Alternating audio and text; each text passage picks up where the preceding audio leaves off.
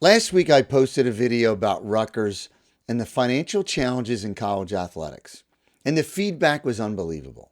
I saw it on YouTube, Instagram, TikTok, LinkedIn, and Facebook. But here's what stuck with me: people just didn't react to the numbers. They kept asking one question over and over: Keith, what are your solutions? And that's fair. That's a fair question.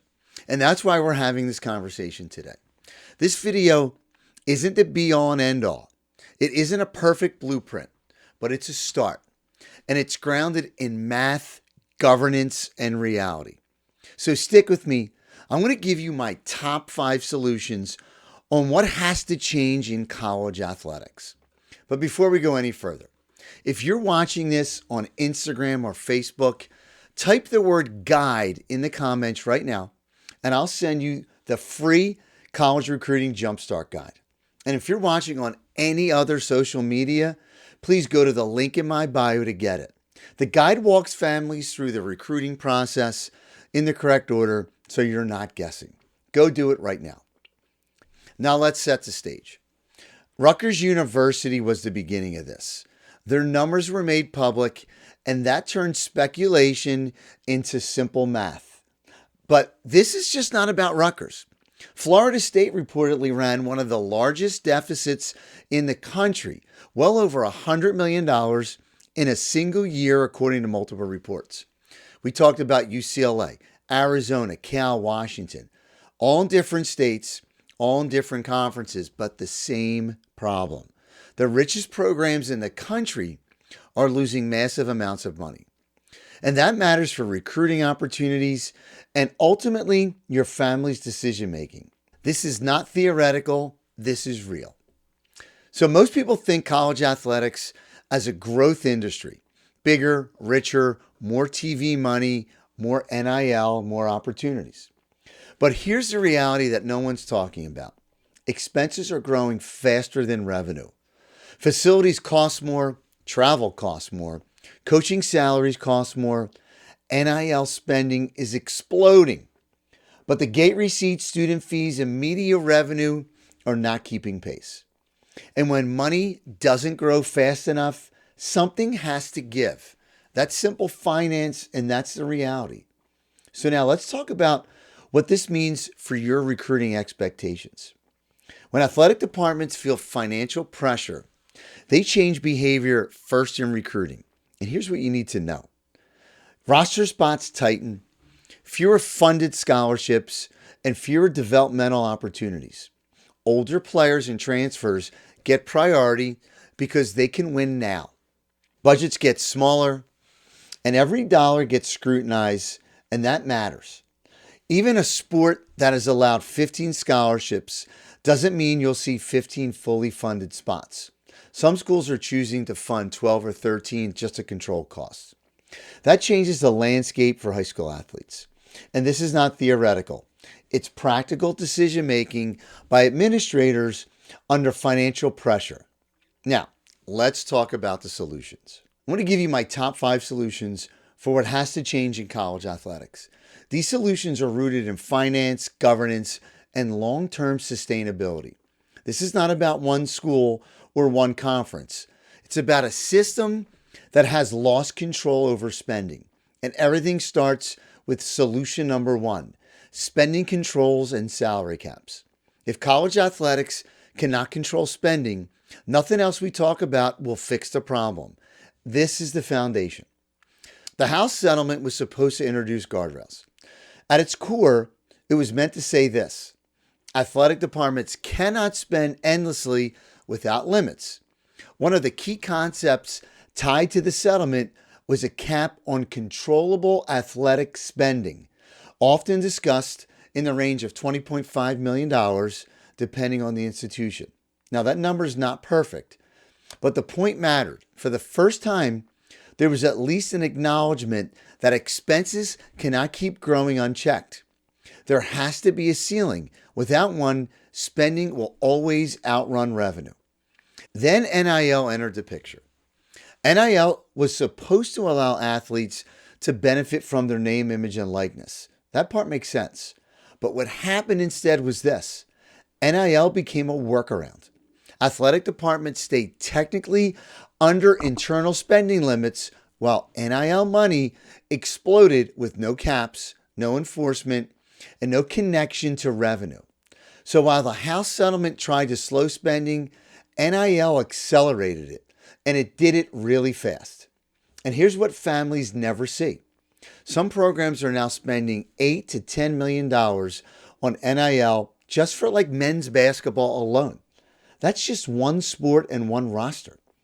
And this happens while athletic departments are already running deficits of 30, 40, even $50 million per year. And that's not strategic spending.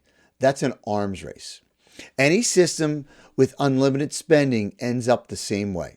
The wealthiest programs escalate and everyone else feels pressure to chase, and budgets just blow up. Professional sports learned this decades ago. The NFL, NBA, and Major League Baseball all use spending controls for one reason: to tie spending to reality. College athletics has not done that. Right now, spending is emotional, competitive, and unregulated. That combination is dangerous. And here's where this affects families directly. When schools concentrate millions of dollars on smaller numbers of athletes, something has to give. And that usually means fewer funded roster spots, less patience for development, more reliance on transfers, and fewer opportunities for the average high school athlete. And that's just not my opinion. That's happening right now. And families feel it first in recruiting. If spending controls are real, three things have to happen. First, NIL spending must be tied to revenue. If a department generates $60 million, it cannot spend $80 million without consequences. Second, there must be true caps on total controllable athletic spending. No guidelines and no suggestions, hard caps. And third, enforcement must matter. If schools exceed limits, penalties must follow. That's how behavior changes. Now, the House settlement had the right idea, but unlimited NIL spending has completely overshadowed it. Until college athletics embraces enforcement, spending controls, and salary caps, deficits will grow and recruiting opportunities will shrink. That is why solution number one is extremely important, because without spending control, nothing else we do will hold up. Once you understand why spending's out of control, the next question becomes obvious. Where's a lot of that money actually going? One of the biggest answers is travel. That leads directly to solution number two, regional competition. Conference realignment was sold as progress, more exposure, more media dollars, and more prestige. But the cost side of the equation was barely discussed. As conference stretched coast to coast, travel stopped being occasional and became constant. Teams flying across the country multiple times a month, entire travel parties, hotels, meals, buses. This is not a minor expense. It's now one of the most fastest growing line items in athletic department budgets. Flying teams across the country is unbelievably expensive. Flying them repeatedly is unsustainable. It doesn't matter how large the television contract is. If travel expenses grow faster than revenue, departments still lose money. And that's not my opinion. That's math. And unlike coaching salaries, travel costs are recurring and unavoidable. Once you realign, you're locked in. And this isn't just a football problem. Football gets the attention, but the Olympic sports absorb the real impact. Most Olympic sports don't generate revenue. They're funded by the athletic department. So when travel costs explode, those sports feel it first. That leads to reduced scheduling, fewer competitive opportunities, tighter operational budgets, and increased pressure on departments to cut costs elsewhere. This is how programs quietly get weakened long before they're ever eliminated. And this isn't just a financial issue. It's a student athlete welfare issue. More travel means more missed class time, more fatigue, less recovery, and more strain on academic support systems. We talk consistently about student athlete welfare, but then we design competition models that work against that. Regional competition reduces that strain. This is not about going backwards. It's about restoring balance. Regional competition means conferences that make geographic sense, fewer cross-country flights, more predictable travel schedules, and lower operational costs. It also creates better rivalries and more consistent fan engagement. You don't need to travel thousands of miles to compete at a high level. So why hasn't this been addressed sooner? Because television revenue is first and foremost. Short-term gains look really good, but long-term costs take time to surface. But those costs are now surfacing. Athletic departments are realizing that visibility without sustainability is not a win. College athletics does not need more miles, it needs more margin. Regional competition lowers costs, protects student athletes, and stabilizes budgets. And without it, spending controls alone will not be enough. But if you cap salaries but let travel expenses spiral, you'll still lose. That's why solution number 2 matters.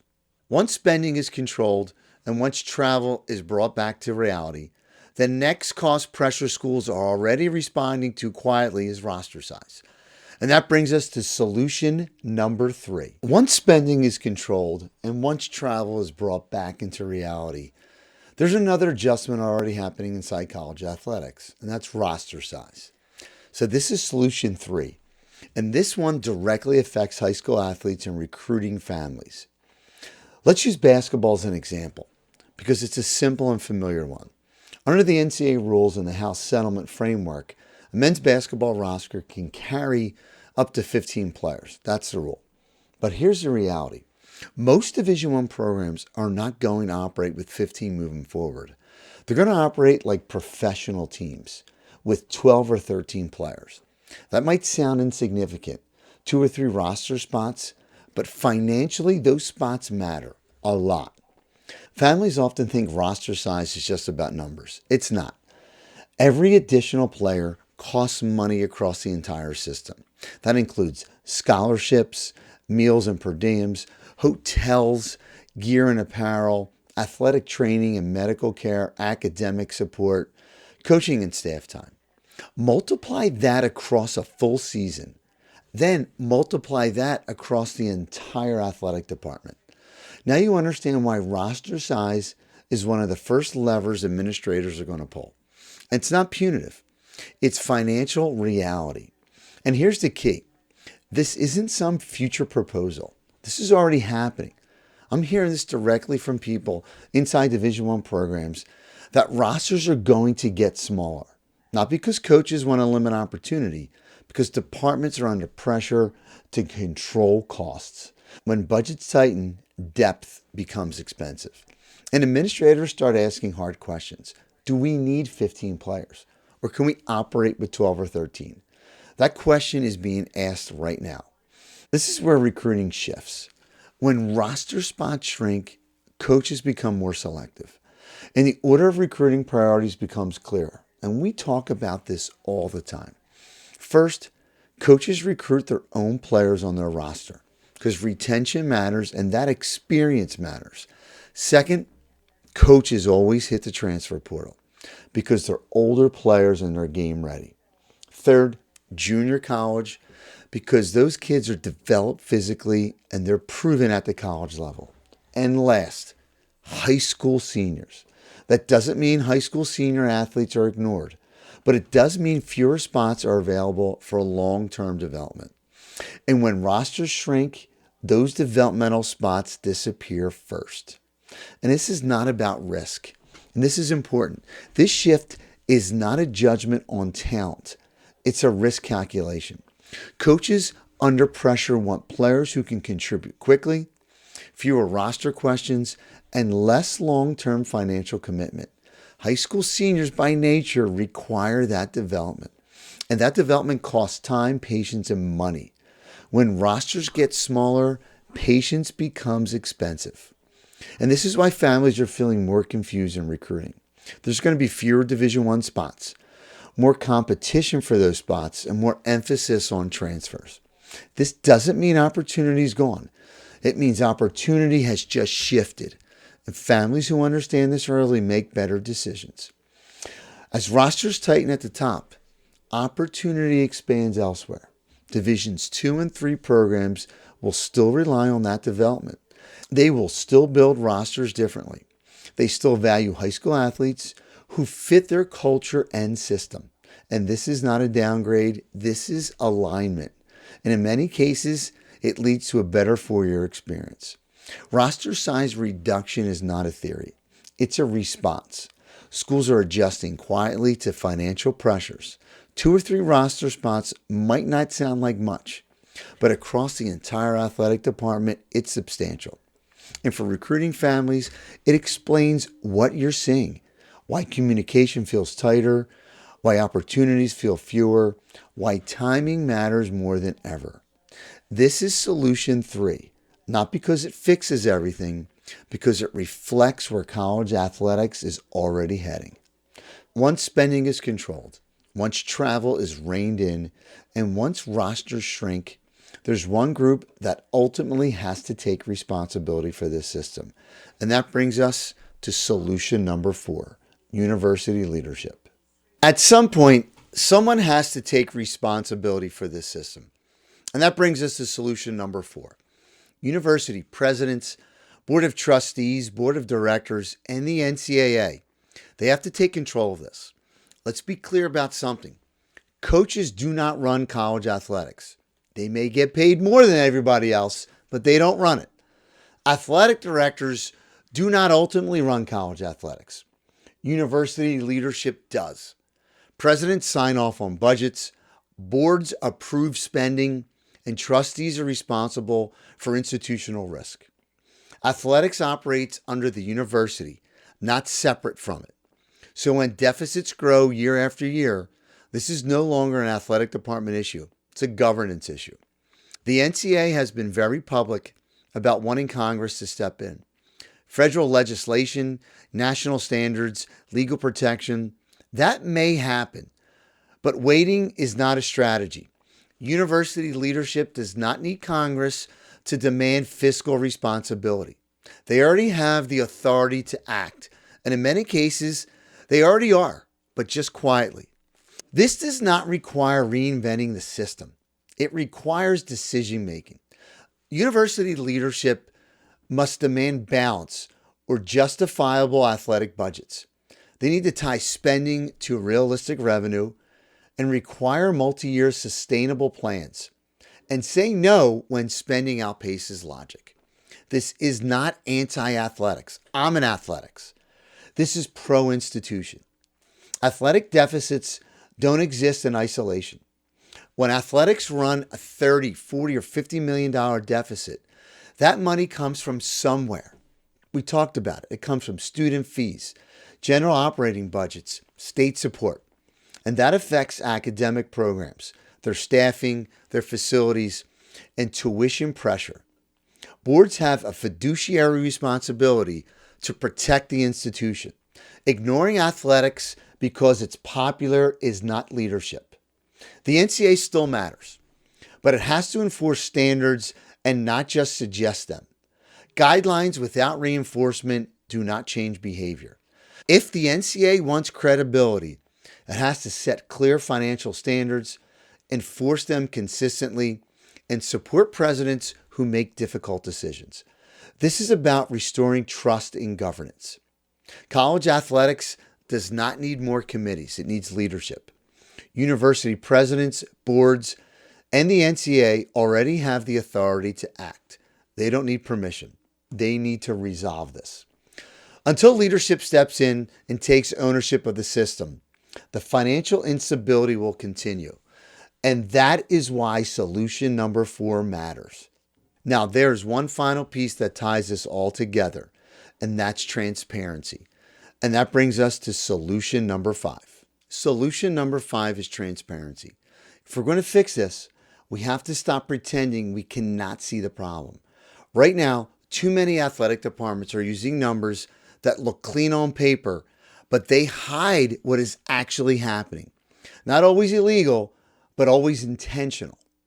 But the public still ends up confused. And when families, students, and trustees are confused, Accountability disappears. So here's what needs to change practically and fast. Number one, use one standard definition of revenue. College athletics reports revenue in two big buckets: generated revenue, money athletics actually produces, and allocated revenue, money that comes from the institution, government support, or student fees. And that split matters. It's the difference between a business that sustains itself and a department that doesn't.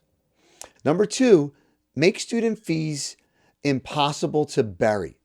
If student fees are used, they should be displayed as a separate line item on the first page and not buried. The same goes for direct institutional support. Parents and students deserve to know if tuition dollars and fees are underwriting athletics. And number three, require independent verification and not internal storytelling. A major fix is already sitting there, and it needs to be strengthened. The NCAA's membership financial reporting system requires schools to submit annual financial data, and it's subject to an agreed upon procedure by an independent accountant for Division I. Schools should publish a public-facing summary of those results each year. Key numbers, key definitions, any materials issued that's flagged. 4, put it in one public place that anyone can find it. We already have models for this. The Department of Education has athletics disclosure database under the EADA, and it's public knowledge. And number 5, create real oversight inside the institutions. There should be an athletics finance oversight group that includes a trustee or board finance representative, the university CFO or controller, the president's office, the athletic director, no spending increase without a revenue plan, and no debt without a clear repayment strategy. And the bottom line is this: if you want to stop people from accusing schools of cooking the books, you don't argue about it. You build a transparent system where it's hard to manipulate the story. Clear definitions, publish the numbers annually, independent verification, and real oversight. That is solution number 5. And when transparency is real, the other 4 solutions become enforceable. Well, we've covered a lot. I gave you 5 real solutions. I didn't make them up. They weren't theory. They're not hot takes. And they're not reactionary opinions. These are grounded in finance, governance, and reality. Spending controls and salary caps, regional competition and travel reform, roster size reality, leadership and accountability, and then finally transparency. So when you step back, you see the same truth running through all of it. College athletics doesn't need more money. It needs structure. Right now, the system is reacting instead of leading. Budgets are chasing perception, programs are chasing visibility, and families are left trying to guess what's real. And guessing is how families get hurt in recruiting. If you're a parent or student athlete watching this, here's the most important thing you need to understand. The recruiting landscape is changing. Not dramatically overnight, but it's steady. There are fewer roster spots at the top. More pressure to win is immediate, and less patience is there for development. That doesn't mean opportunity is gone. It means clarity matters more than ever before. Families who understand where college athletics is heading make better decisions. Families who don't end up chasing offers that never come or waiting too long to adjust. This isn't about fear, it's about preparation. And recruiting without a plan in this environment is so risky. Not because your child isn't good enough, but because the rules are changing underneath our feet. You don't need hype and you don't need promises. You need a process you understand. And that's the difference between reacting and being in control. So if you want clarity, start with something simple. Download my free college recruiting jumpstart guide. It's always free. I'll link it below. That guide walks you through the recruiting process in the correct order so you don't guess and you don't wait and you don't react to silence. And remember, I'm not a recruiting service. I'm an educational organization that guides families just like yours through the college athletic recruiting process. And in a system that's changing this fast, clarity is no longer an option. It's essential. Take care.